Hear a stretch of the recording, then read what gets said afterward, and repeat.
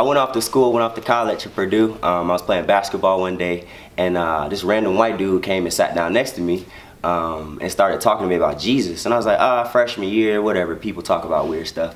And then from there, he just started inviting me out to meetings and different conferences and retreats. And I started seeing and hearing the gospel in ways I'd never heard before. And I started seeing, like, the people that are saying they love Jesus look a lot different than me when I'm saying I love Jesus.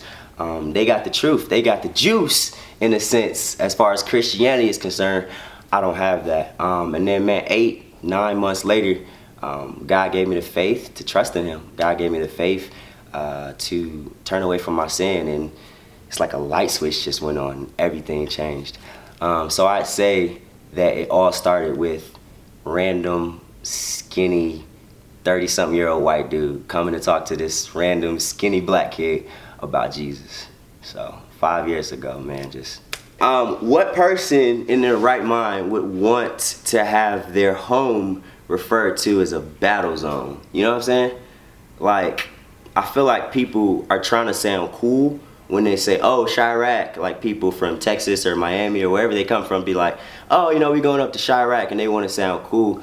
But in reality, I personally feel like they sound goofy, because it's like, why would you refer to the place where I go to school and where I eat and where I serve as a battle zone? Sure, it could be comparable as far as gun violence is concerned to Iraq, but like, people serve here, people live here, people love here, people do life here, people do ministry here, people work their butts off here, and you're just going to ball it up into one word and call it Chiraq. I feel like that's disrespectful to the people that live here, and this might call me.